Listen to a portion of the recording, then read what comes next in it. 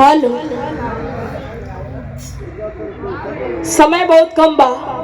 तीन तीन कलाकार है, एगो छोटा से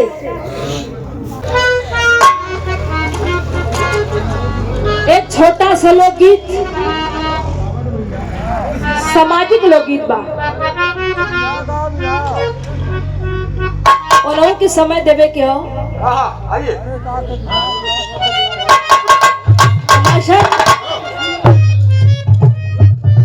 प्रधान जी का आदेश हो कि छोटा छोटा उखेक जाई।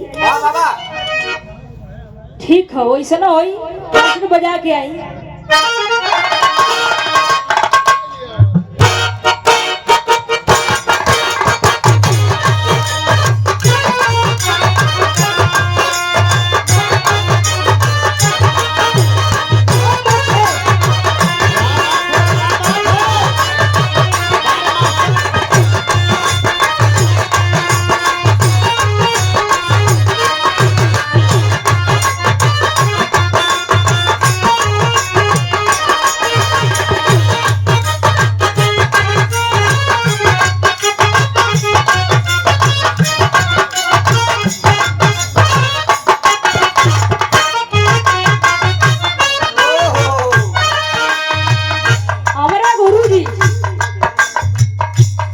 बहुत बढ़िया बात लोकगीत के अंदर लिखले हो, आप लोग सोचल जाई, विचारल जाई।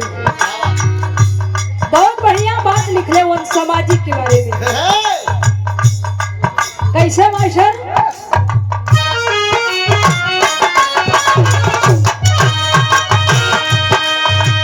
सब करवता नावा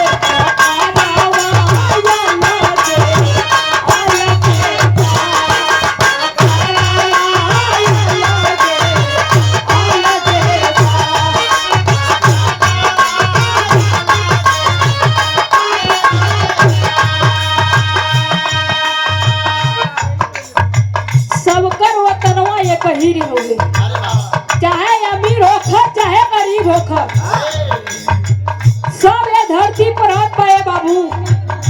बदलल का हो मकान, क्यों 4 तल्ला में रहत बा, क्यों 20 तल्ला में रहत बा, क्यों 25 तल्ला में रहत बा, आ क्यों मड़ई में अपन जीवन बितावत बा बाबू। फर्क खाली इतना ही के बा। अंतरा के लाइन में कहल गइल का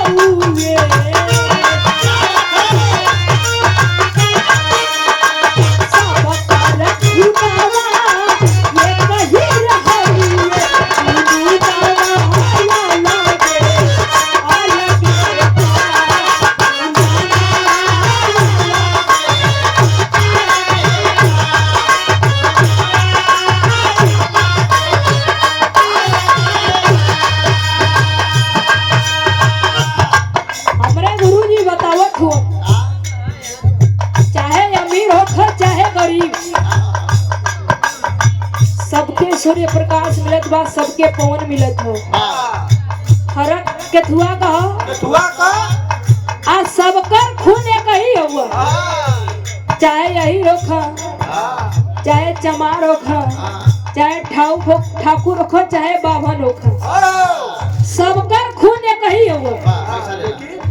अब बदलल कहा जुनून कहे कि हम ठाकुर हैं। हमारे माता वही लोग बैठल ही बदलल खाली है सबकर यह जुनून। दूसरी लाइन में कहा नाम बा कैसे